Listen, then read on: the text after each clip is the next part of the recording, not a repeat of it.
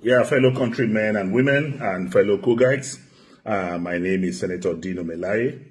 I'm here to address you once again in the course of our state history.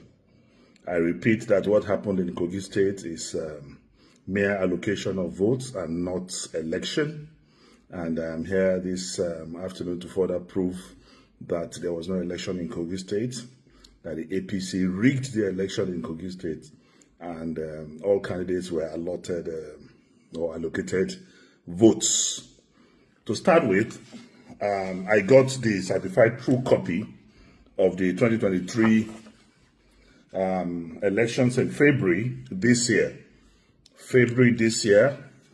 This is the result of the Presidential and National Assembly elections, and certified true copy from INEC.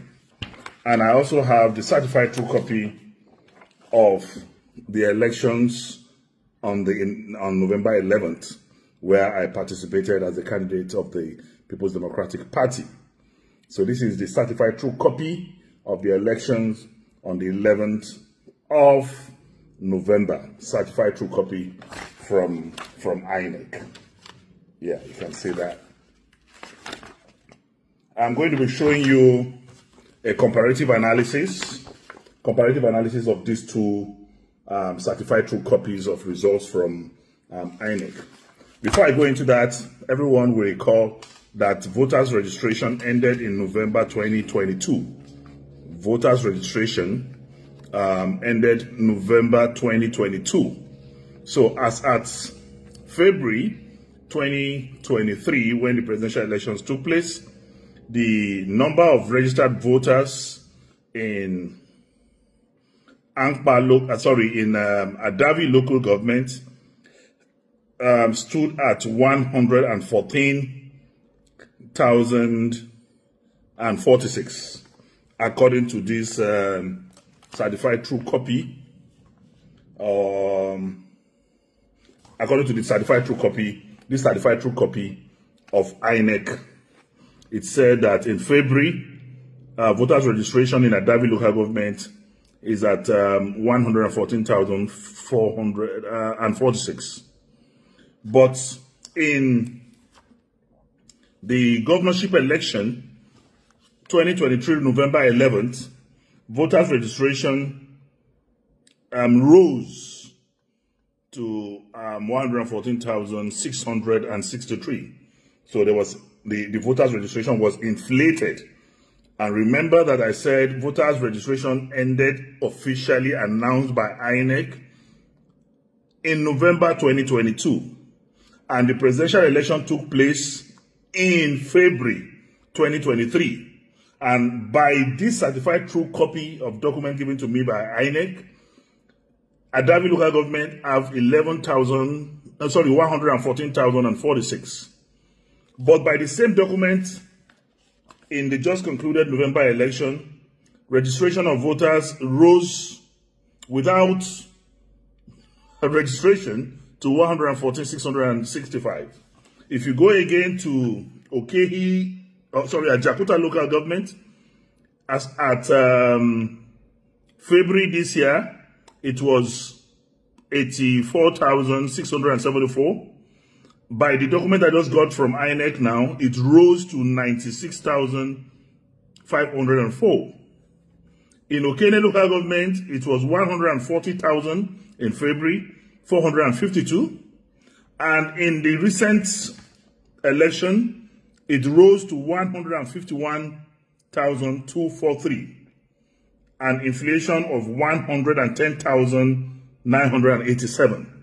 And remember that voters' registration ended in November last year, and in February this year, during the presidential election, the voters' registration by this certified true copy of INEC document that I have in Okene local government is 141,452, but it was inflated in the February election, even when there was no voters' registration, to 151,243.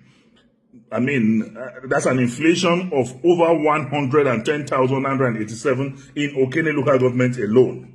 It was also inflated in Ogori Magongo local government. It was inflated in Igalamela Odolu local government. It was inflated in Ida local government. It was inflated in Omala local government. It was inflated in Kababunu local government. It was inflated in Lokoja local government. It was inflated in Yagba West local government. And so, I mean, you can see I have actually done a table of the disparity between what the voters registration was in February and what it is in this November 11 election. So the comparative analysis shows that there's inflation of voters register in about 17 local governments, showing how they rigged the elections because voters registration stopped in November 2022.